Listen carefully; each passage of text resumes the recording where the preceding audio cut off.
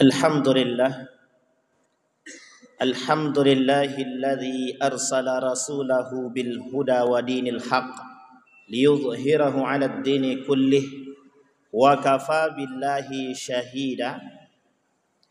Ashhadu an la ilaha illallah wahdahu la syarika la wa ashhadu anna Muhammadan 'abduhu wa rasuluh la nabiyya ba'd. Allahumma salli wa sallim wa barik ala hadzal nabiyil karim. Allahumma salli ala Muhammad wa ala ali Muhammad fil alamin innaka Hamidum Majid. Ittaqullaha haqqa tuqatih wa la tamutunna illa wa antum muslimun. Innallaha wa malaikatahu yusalluna 'alan nabi ya ayyuhalladzina amanu sallu 'alaihi wa sallimu taslima. Wa qala Allah ta'ala ya ayyuhan nasu taqu rabbakumul ladzi khalaqakum min nafsin wahidah wa khalaqa minha zawjaha wa batha minhuma rijalan katsiran wa nisaa wattaqullaha alladzi tasaaluna bihi wal arham innallaha kana 'alaikum raqiba. Wa qala Allah ta'ala ya ayyuhalladzina amanu taqullaha wa qulu qawlan sadida yuslih lakum a'malakum wa yaghfir lakum dhunubakum wa may yuti'illaha wa rasulahu faqad faza fawzan 'azima. Wa qala an-nabi sallallahu alaihi wasallam awwalu thalathatin yadkhulun nar amirun musallatun wa dhu tharwatin min malin wa lam yuaddi fi haqqillah wa faqirun fakhurun. Sadaqallah. Puji syukur kehadirat Allah dengan mengucapkan alhamdulillahi rabbil alamin. Berselawat kepada Nabi dengan mengucapkan Allahumma salli ala Muhammad wa ala ali Muhammad fil alamin innaka Hamidum Majid. Baginda Nabi Muhammad sallallahu alaihi wasallam dalam hadis yang tadi kita bacakan, awwalu thalathatin yadkhulun nar. Setidaknya kata Nabi dalam hadis ini ada 3 golongan yang akan masuk ke dalam neraka pertama sekali. Di dalam riwayat yang lain, yang pertama sekali yash'urun nar, yang merasakan neraka. Yang pertama amirun musallatun, pemimpin yang zalim, pemimpin yang brutal, pemimpin yang tidak memperhatikan urusan rakyatnya, tapi justru mementingkan kepentingannya. Imam Hasan Al-Basri mengatakan, pemimpin yang diberikan oleh Allah kekuasaan, razaqahullahu mansiban liyusiba bihin nas. Pemimpin yang diberikan oleh Allah atau dianugerahkan jabatan dan kekuasaan, tapi justru dengan kekuasaan mencari kepentingan di balik kemiskinan yang melanda masyarakat atau rakyat mereka yang dipimpin. Pemimpin yang dianggap munafik. Dalam riwayat yang lain dikatakan, jika seorang pemimpin berusaha memimpin satu bangsa, maka masuk dalam kategori al-jihadu fi sabilillah wa in amana billah, jika mereka beriman kepada Allah. Bagian daripada jihad adalah mengurus urusan rakyat, adalah bagian daripada jihad. Sehingga di dalam riwayat yang lain, wa awwalu thalathatin yash'urul jannah, orang yang pertama sekali yang akan merasakan surga, yaitu amirun aminun, pemimpin yang beriman, pemimpin yang mujahid, pemimpin yang berjihad bagi rakyatnya, pemimpin yang tahu apa yang dirasakan oleh rakyatnya. Ada pemimpin yang merasakan, yang memiliki kekuasaan, menikmati tempat, sementara ada pemimpin yang tidak tahu bahwa ada rakyat yang jauh lebih sengsara daripada sengsara itu sendiri. Maka kategori pemimpin seperti ini masuk dalam kategori munafik masuk dalam kategori pemimpin yang zalim. Maka kata Nabi, kalau dia beriman kepada Allah, maka pemimpin seperti ini masuk dalam kategori mujahid, yang berjihad, yang bersungguh-sungguh, yang mempertahankan hak-hak rakyat dia. Nah, orang seperti ini yash'ur al-jannah fi awwali marrah, merasakan surga pertama sekali. Tapi ingat, di dalam riwayat yang lain ada perbandingan. Awwalu salasatin yash'urun nar, dalam riwayat selanjutnya awwalu salasatin yadkhulul nar, awwalu salasatin yash'urul jannah, dalam riwayat yang lain awwalu salasatin yash'urun nar. Hadis ini digandeng. 3 yang merasakan surga dan 3 yang merasakan neraka. Ma'asyiral muslimin rahimakumullah. Potret pemimpin yang zalim atau pemimpin yang beriman adalah rakyat. Jika rakyat beriman, maka otomatis yang dipilih adalah pemimpin yang beriman. Jika rakyat tak beriman, maka yang dipilih adalah pemimpin yang tidak beriman. Maka tak salah ketika seorang ulama mengatakan potret daripada seorang pemimpin adalah makmumnya, rakyatnya. Maka di sini peran seorang pemimpin menjadikan rakyatnya yang tidak baik menjadi lebih baik, yang tidak mapan menjadi lebih baik. Seperti yang dilakukan oleh Nabi Yusuf, memutarbalikkan dunia, yang kaya menjadi miskin, yang miskin menjadi kaya, karena ada sebab, ada dampak. Apa dampaknya, apa sebabnya yang dilakukan oleh Nabi Yusuf? Nabi Yusuf melihat orang kaya tak punya perhatian kepada yang miskin. Maka ketika Nabi Yusuf menjadi bendahara negara, dimiskinkan oleh Nabi Yusuf orang-orang tertentu yang memang mereka dahulunya semasa kaya, pelit, bakhil, zalim, menindas yang lemah. Maka pemimpin seperti ini, orang-orang yang diberikan kekuasaan, kata Imam Hasan Al-Basri, tapi justru dengan kekuasaan mereka menganiaya dengan tangan mereka atau dengan tangan yang lain. Hari ini kita bisa melihat negara adikuasa bukan lagi turun tangan menghancurkan manusia, tapi justru dengan tangan-tangan yang lain. Maka muncul di tengah umat manusia pemimpin-pemimpin yang zalim, yang bukan dengan tangan mereka menghancurkan orang lain, tapi menggunakan tangan kedua. Kezaliman yang direnovasi dan diinovasi. Maka dalam riwayat yang lain, kata Nabi, dari 6 golongan yang akan masuk ke dalam neraka qabla al-hisab. Awal sittatun yadkhulun nara qabla al-hisab. Ada 3 golongan yang akan masuk neraka sebelum dihisab. Meskipun derajat hadis ini sahih, derajat hadis ini adalah dhaif, tapi sebagian ulama mengatakan menghasankan hadis tersebut. Siapa mereka? Salah satu di antaranya al-a'immatu bil jur, pemimpin-pemimpin yang zalim. Pada poin yang kedua, siapa orang yang pertama sekali akan merasakan neraka?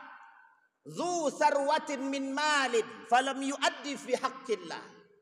Ada orang yang diberikan harta oleh Allah, tapi mereka tidak melakukan amanah harta yang diberikan, tidak mentasarrufkannya kepada yang lain yang berhak menerima. Bahasa sederhananya, orang kaya yang diberikan harta yang bakhil, yang pelit, yang tamak, yang hirsun, serakah, yang tamak, yang angkuh, yang sombong dengan harta yang mereka miliki. Di akhir zaman ini, Nabi berkata dalam riwayat yang lain, kata Nabi dalam hadis, himmatuhum butunuhum wa syarafuhum mata'uhum wa qiblatuhum nisa'uhum wa dinuhum dananiruhum wa darahimuhum. Kata Nabi dalam riwayat yang lain, di akhir zaman itu, kata Nabi, perut menjadi tujuan hidup manusia, kiblatnya perempuan, kemuliaannya adalah harta, agama mereka adalah uang. Dari 4 poin yang disampaikan oleh Nabi, menggambarkan keadaan manusia di akhir zaman. Betapa rakus, tamak, bakhil manusia yang muncul di akhir zaman. Ada orang dengan harta yang melimpah. Ketika datang pengurus masjid, "Pak, silahkan berkurban." Mereka menjawab, "Kami tak mau berkurban. Ini hak-haknya kami. Uang-uangnya kami. Kenapa kami harus kasih ke yang lain?" Qarun kedua. Pada masanya Qarun melakukan hal demikian. Ya. Kata Qarun, "Innama utituhu ala ilmin indi." Aku diberikan kekuasaan yang aku dapat, harta yang kumiliki, hasil daripada jerih payahku.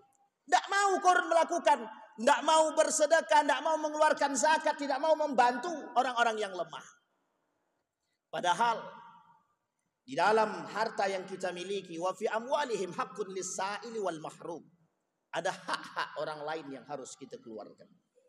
Maka dalam riwayat yang lain Nabi kata, Allah membenci 3 perkara, tapi kebencian Allah terhadap 3 perkara jauh lebih Allah benci.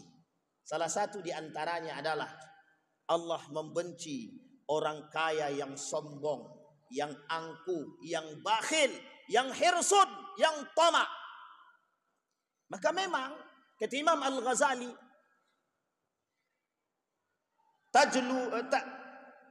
taksur rijala mahabatan wa majalasa. Innad darahima taksur rijala wa mahabatan.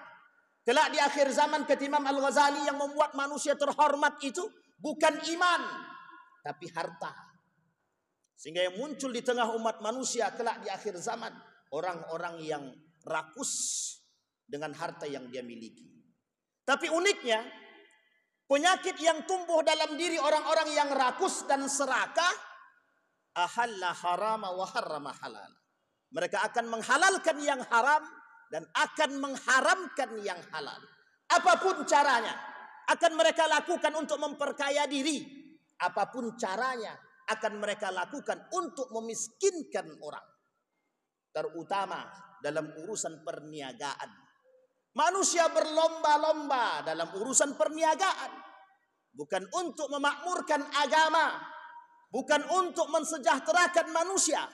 Tapi justru mencari tujuan utama daripada perut mereka, kemuliaan mereka, agama mereka. Maka tak salah ketika Nabi berkata, kelak yang menjadi Tuhan di tengah umat manusia adalah harta. Yang ketiga, kata baginda Nabi Muhammad sallallahu alaihi wasallam, faqirun fakhurun. Kata Nabi, di akhir zaman ada orang fakir, fakhur. Ada orang miskin, orang fakir, fukara, tapi sombong, angkuh, tak mau datang kepada Allah. Merasa dengan kefakirannya dan kemampuannya melepaskan diri daripada kefakiran. Tapi lihat apa yang mereka rasakan. Kefakiran mereka justru menjadikan mereka kufur kepada Allah. Manusia di akhir zaman, kadal faqru an yakuna kufra. Banyak orang-orang yang fakir justru mengantarkan kepada kekufuran. Dengan akibat kefakiran, banyak mengantarkan manusia kepada perbuatan-perbuatan yang salah. Pada masanya, era jahiliyah, kita ambil contoh. Banyak orang yang datang kepada perdukunan hanya untuk membuat diri mereka kaya di hadapan manusia. Kenapa? Pada masa jahiliyah kekayaan membuat mereka terhormat. Sampai hari ini tabiat dan karakter seperti ini masih dilakukan. Banyak kita temukan, terkhusus di Riau, di Pekanbaru, ada, mohon maaf, toko-toko yang bermain dengan jin, syaitan, hanya untuk membuat toko mereka laris. Kesyirikan yang nyata, kekufuran yang nyata diakibatkan karena kefakiran mereka, baik fakir ilmi wal mal, menjadikan mereka kufur kepada Allah. Mereka mengaku beriman kepada Allah, tapi mereka melakukan perbuatan-perbuatan yang syirik, justru mengantarkan mereka kepada kekufuran. Na'udzubillahi tsumma na'udzubillah.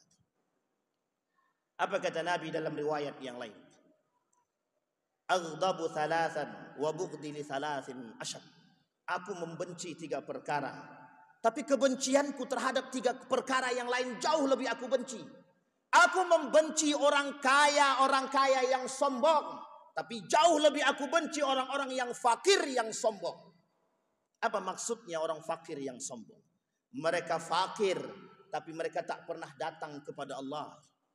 Mereka fakir, tapi mereka mengemis kepada manusia. Mereka fakir, fakirul iman, fakirul ilmi, wa fakirul mal. Mereka fakir secara iman, mereka fakir secara ilmu, mereka fakir secara harta. Tapi dengan kefakiran mereka justru membuat mereka bukan semakin cinta kepada Allah, tapi justru membuat mereka semakin jauh daripada Allah. Kefakiran yang mereka miliki membuat mereka melakukan perbuatan-perbuatan yang tak pernah Allah ridai, yang tidak Allah sukai. Bahkan ada kefakiran yang mereka miliki justru melampaui batas-batas syariat yang memang mereka lakukan. Uniknya hari ini banyak orang yang fakirul iman, termasuk orang kaya yang sombong dan angkuh, mereka adalah fakirul iman dan fakirul ilmi. Kenapa demikian? Keangkuhan, keserakahan mengantarkan mereka jauh daripada iman kepada Allah, sehingga menyebabkan mereka melakukan perbuatan-perbuatan yang fatal, yang melanggar syariat, bermain dengan ribawi, mencari urusan-urusan dunia, menghalalkan sesuatu yang haram, memunculkan fatwa-fatwa yang tidak disukai, datang kepada orang-orang tertentu melakukan suap-suapan hanya untuk mendapatkan kepentingan dunia dan ingin memenuhi kebutuhan yang tekadnya adalah perut mereka sebagai tujuan hidup. Kemuliaan mereka adalah harta, agama mereka adalah dirham dan dinar, uang semata, bukan yang lain. Maka di dalam riwayat yang lain kata Nabi, awwalu thalathatin yuqda yaumal qiyamah, ada 3 perkara yang kelak akan diperhitungkan di hari kiamat kata Nabi. Siapa mereka yang akan diperhitungkan kelak di hari kiamat? 3 golongan. Disebutkan oleh para ulama, mal makna yuqda? Makna yuqda adalah ashkhas, orang-orang yang kelak di hari kiamat mereka juga termasuk dalam golongan diperhitungkan dan akan masuk ke dalam neraka. Awal, pertama, orang yang mengaku berjihad di jalan Allah. Orang yang mengaku lisannya berbuat demi rakyat, tapi pada hakikatnya bukan untuk rakyat.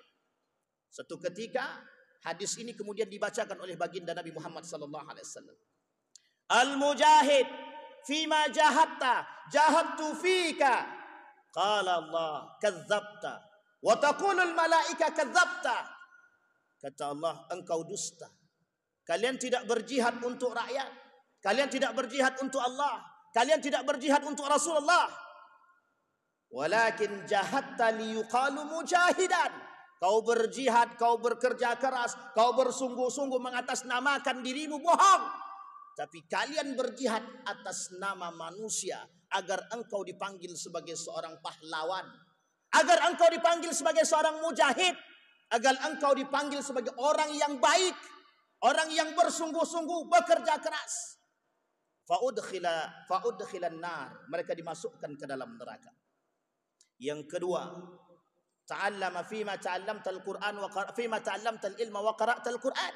Untuk siapa kalian belajar ilmu? Untuk siapa kalian membaca Al-Qur'an? Dinukil oleh Imam Nawawi dalam kitabnya At-Tibyan fi Adab Hamalatil Quran. Kemudian dikatakan, ta'allamnal ilma wa qara'nal Qur'ana fika. Kami belajar ilmu untukmu, kami membaca Quran untukmu. Kadzabta. Wa taqulul malaika kadzabta. Kemudian malaikat mengatakan engkau dusta. Ta'allamtal ilma liyuqalu aliman wa qara'tal Qur'ana liyuqalu qari'an.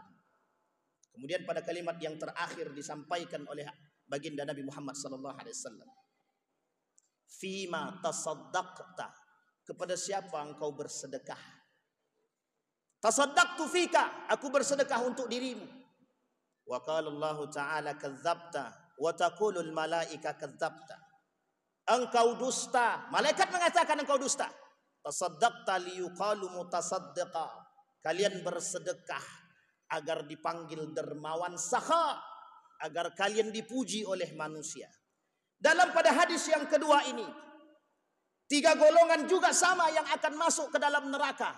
Para ulama hadis mencoba mengkomparasi, menggabungkan 2 hadis tersebut. Hadis yang pertama dan hadis yang kedua. Pada hadis yang pertama derajatnya hasan, pada hadis yang kedua derajatnya sahih.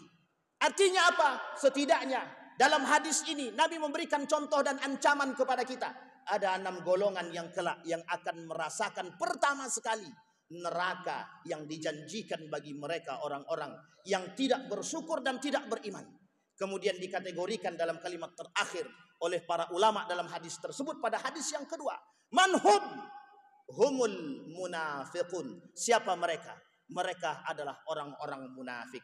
Fa'tabiru ya ulil absar la'allakum tuflihun. Alhamdulillah. Alhamdulillahilladzi hadana li hadza wa ma kunna linahtadiya laula an hadana Allah. Asyhadu an la ilaha illallah wahdahu la syarika lah wa asyhadu anna Muhammadan abduhu wa rasuluhu la nabiyya ba'd. Allahumma salli wa sallim wa barik ala hadzal nabiyil karim. Allahumma salli ala Muhammad wa ala ali Muhammad fil alamin innaka Hamidum Majid. Ittaqullaha haqqa tuqatih wa la tamutunna illa wa antum muslimun. Inna Allah wa malaikatahu yusalluna 'alan nabi ya ayyuhalladzina amanu sallu 'alaihi wa sallimu taslima. Allahumma ighfir lil muslimina wal muslimat wal mu'minina wal mu'minat bi rahmatika ya dzal jalali wal ikram. Allahumma a'idna ala dzikrika wa syukrika wa husna ibadatik. Allahumma ansur ikhwanana al mujahidin fi Palestin wa fi Gaza wa fi kulli makan. Allahumma dammiril yahud. Allahumma a'idna ala dzikrika wa syukrika wa husna ibadatik. Allahumma khtimna bi husnil khatimah wa la takhtimna illa bi husnil khatimah. Allahumma ij'alil Qur'ana al-'azima rabi'a qulubina wa nura sudurina wa jilaa'a ahdanina wa dhihaba humumina wa ghumumina. Allahumma inna nas'aluka imanan kamilah wa yaqinan sadiqa wa amalan salihan maqbulah wa tijaratan lan tabur. Rabbana atina fid dunya hasanah wa fil akhirati hasanah wa qina adzaban nar. Ibadallah, innallaha ya'muru bil